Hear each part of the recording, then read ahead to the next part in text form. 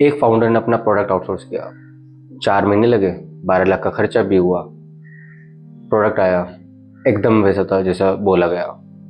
Problem problem ये थी कि फाउंडर को ही नहीं पता था क्या बनाना है, और ये बहुत कॉमन मिस्टेक है।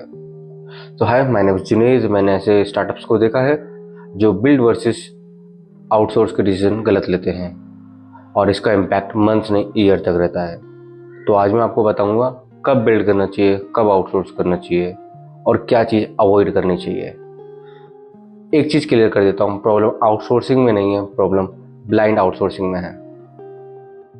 मोस्ट फाउंडर आउटसोर्स करते हैं क्योंकि उन्हें लगता है डेव टीम ले आएंगे, वो हैंडल कर लेंगे। रियलिटी, डेवलपर एग्जीक्यूट करते हैं, बिजनेस लेवल थिंकिंग नहीं करते हैं। फॉर एग्जाम्पल, आपने बोला आपको मार्केट प्लेस चाहिए, एजेंसी ने बना दिया log in, dashboard, analytics, listing and blah blah blah and have lot of other features.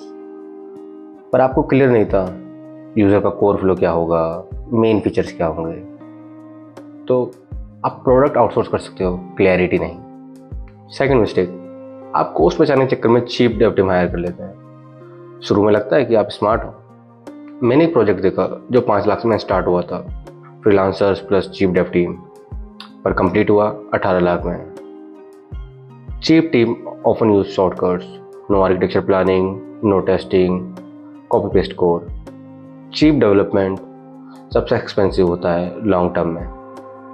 Outsourcing का सबसे बड़ा रिस्क है कंट्रोल लूज करना।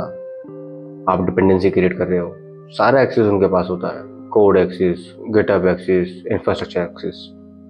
और कई बार तो फाउंडर्स के पास गिटहब का एक्सेस भी नहीं होता है, और AWS अकाउंट भी एजेंसी का ही होता है। अगर आपका बिजनेस किसी और के कंट्रोल में है तो वो आपका बिजनेस नहीं है। सबसे अंडररेटेड मिस्टेक, गलत स्टेज पर आउटसोर्स करना। अर्ली स्टेज में आपको भी नहीं पता होता क्या बिल्ड करना है। Outsourcing is equal to slow learning. आप 2 से 3 महीने एक एजेंसी के साथ आइटरेट करते हैं, हर चेंज में डिले और हर चेंज कॉस्टली होता है। स्टार्टअप में स्पीड कोडिंग की नहीं, लर्निंग की होती है।